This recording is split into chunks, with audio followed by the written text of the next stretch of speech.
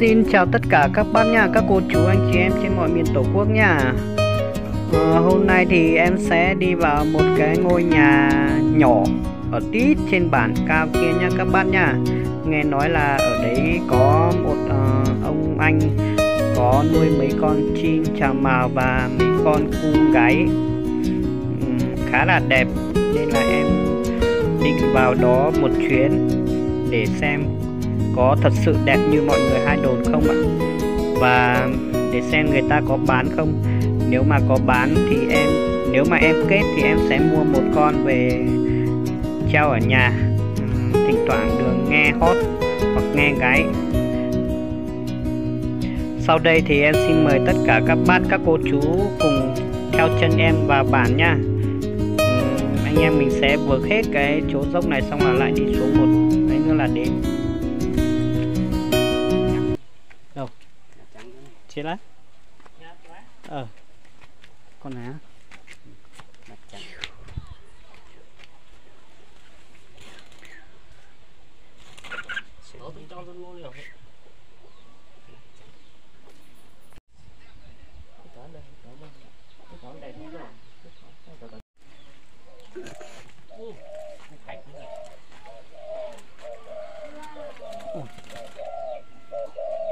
Cô khách.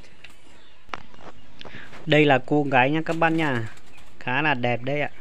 Rất rất cô.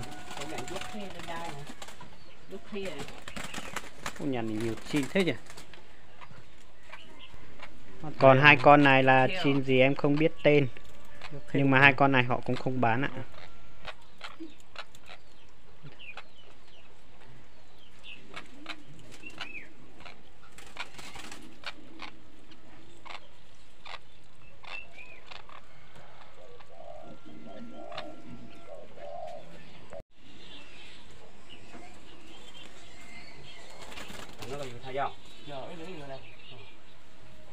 Tao nói dù thời gian tôi là chưa luôn mà vô tao nói đây cũng vô luôn ha. Tao có những chua lo tao nó chưa cô tao có này tao nó chỉ cô thôi hả. Tao có chua lo lửa rồi mày xây họ chống bộ to này nhiều tao nó hay rồi nó luôn. Hai con này đẹp phết rồi. Nhỏ thằng nuôi con mua á. Được xin mùa. Tụi nó chỉ dùng ở sơ xe. Cái nó có dùng xin mùa. Có tôi cái mua bây giờ tao chưa sao mua xin mùa. Cũng tao nó có bố vô biết chơi tao xin mùa. Cái này cũng khách mà biết hết đó. Xịn luôn.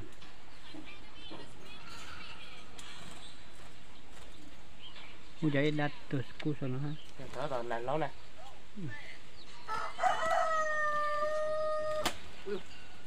Làm sao ấy? Hả? Không nói nó con chào màu má đỏ. Ở tầm đi đợt chỉ họ đi họ giao lại rồi.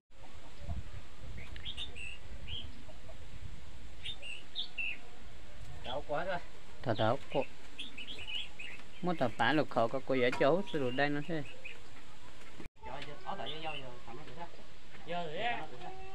Tôi cái chị giao rồi tới chợ giờ có vui giống ra. Thằng cho đây chỉ cái dốc của cô nữa. Dạ, nó chỉ lấy. Đây lắm mà. Trên tàu. Ôi trời, nó lúc mà có biết hò nó nhìn nông dễ có tốt. Nhìn nông dễ có tốt họ rồi. Tất cả tôi lo rồi. Ra.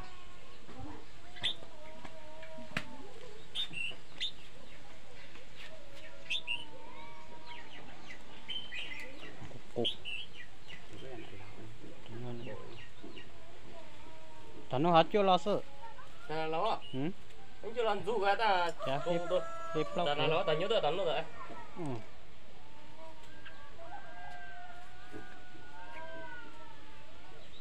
Của chưa hăng xe. Anh chưa nó này nó có sẽ là cưới chùa.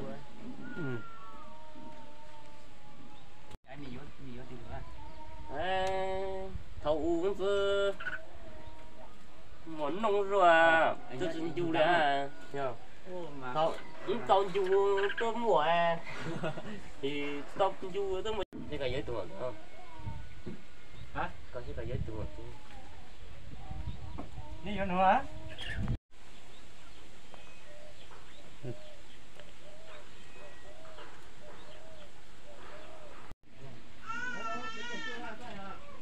hiện một khách không mua bây giờ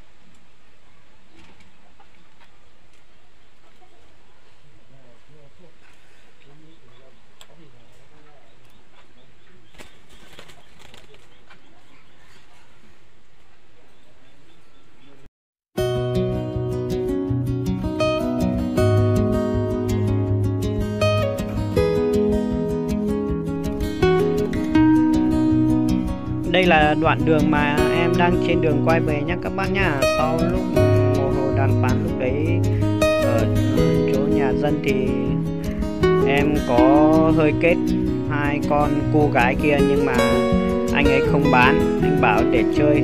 Còn mấy con tràng mào thì có bán nhưng mà nó xấu quá nên là em không thích các bác ạ, nên là em không mua.